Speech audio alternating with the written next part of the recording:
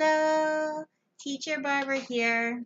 So today I was on Facebook and I saw a ton of posts today about booked info pending classes. So I decided to make a video on it. It was on my list of videos to make anyways, so now I'm doing it. Basically, what is it? A booked info pending class is a class that you are scheduled for. There's no student assigned yet. You don't know what you're teaching, and you probably won't know till close to the time of the start of the class, or sometimes even after the class starts. So what does it look like on your screen? When you go to your Classrooms tab, you can actually go and view your classes, and you are going to see it show up on your screen something like this. It's going to say booked info pending. It's going to have the date and the time. So keep in mind this little materials tab, that's what I'm going to talk about next. If you click that materials tab, it is going to open up a screen, and at the very top there is going to be a drop-down menu that is going to have a list of every single trial that we offer. The old trials, not the new trials. So with these trials, you can actually go through that list and look at each individual PowerPoint for each lesson. Now that's a lot to do for one class, but I can tell you now, most of the classes are going to be either pre-VIP Kid, or they're going to be the level 2 trials, and sometimes the first level 3 trial. A majority of mine are pre-VIP Kid or level 2s.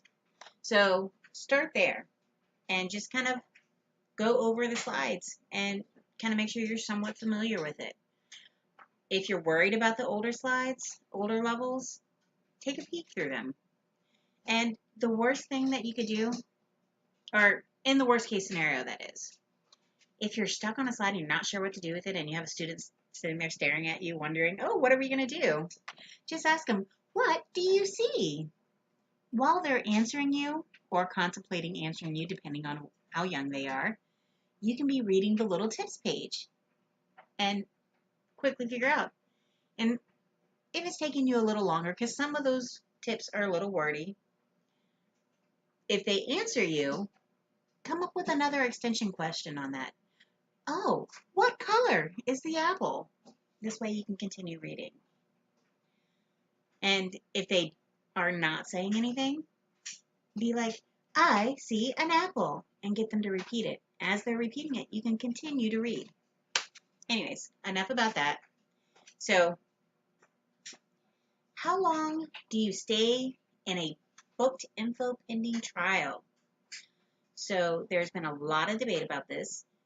Official VIP Kid rules are that you stay 15 minutes in a pending trial or any trial class where a student is not there. A nice tip, if you open up a new tab in your classroom, on the classroom tabs page, look for that slot that I just showed you. When you see that slot, watch it around the 6-minute mark. Works like clockwork for me. Around 6 minutes, it changes to finish student no-show. Once you see finish student no-show, that's it. You can leave the classroom and take a 20-minute cat nap. That's what I do when I get a no-show for a pending trial. So if it does not change to student no-show,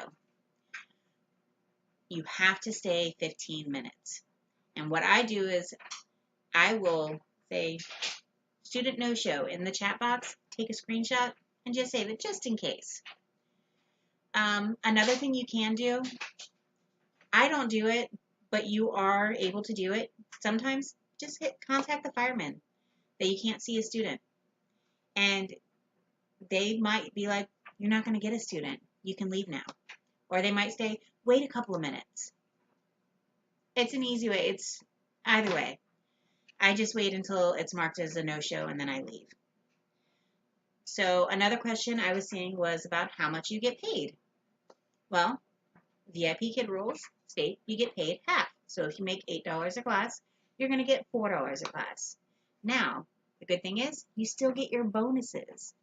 So you get the $2 bonus, one for showing up, and 1 for hitting X number of classes for 45 classes, you get the $1. So you'll get the $1 for being there, and you'll get the $1 if you're over the 45 class limit. So you're actually getting $6 per class. So still isn't bad considering you only had to spend 12 minutes in class. That's $1 a minute, $60 an hour. Although, if you have to wake up for it, it does kind of stink. But either way, we're all here to make money.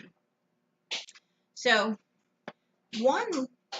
two more things actually. Some people asked about when can they give you a student? Now, beforehand, I would have always said that I got the student before the class started. Up until about 2 weeks ago, the earliest or latest I've ever had a student put into my slot for pending was 5 minutes before the class started. Normally it was 15 to 20 beforehand. But 2 weeks ago, I was in my class. There was no student. Of course, I was logged in. But normally when that happens, I get up and I run around the house. I might go throw some dishes in the sink. I might throw a load of laundry in. Whatever the case may be. Thank God I walked into my classroom to set something on my desk, because right as that happened, my screen refreshed and a student was in class. This was about 3 minutes into the pending trial.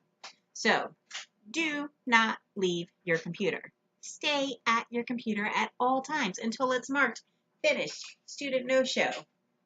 Luckily, I was able to quickly pop on my headphones and go ahead and teach the class, and I was ready to go. I'm so familiar with the trial lessons now that I don't even have to prep for them. But if you're worried about prepping, these are some things that you can have on hand.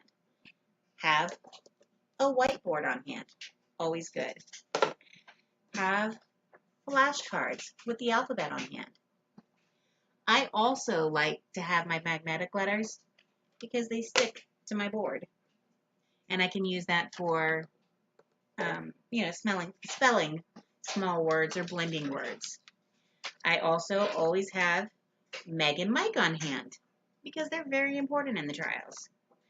One other thing that I really like to have is the airplane. Pew! Airplane, always have it. I also keep a baseball on hand. Baseball is good for the pre-VIP where they're learning about balls or hit the ball. I also use it for throw, catch, grab. I also have this little yellow star that I wave around. You have 1 star. It makes the kids happy. And then just have a generic reward system on hand. For me, I started using Manicam, so I always have something on hand. But before that, I had these great little rewards that were desserts. All kids like desserts. They like ice cream. They like cupcakes. And so it was universal. So I was able to just always keep it out and have something available for them. So the last question is probably the most frustrating question for teachers is when a pending book trial gets a student and then the class is canceled. What do you do? In a normal MC class, if a class is canceled, that's it. You're done for that slot. However, in trials can be replaced up until the very start of the class. So you have to constantly be checking your classrooms tab. I want to show you an example of one of mine where I had a trial that was replaced. So as you see, this first one was first, and it said finished student no-show. And then they replaced the class, and you'll see that it has the same date and same time. Now, at the time, this right here, where it says finished student no-show, it actually said booked, and it had the materials tab. So when you see this, that means that they replaced your classroom or your student. That means that you need to go into that second classroom to be able to teach your student. I see a lot of people saying that they're getting teacher no-shows because of this, because they don't see the student replaced.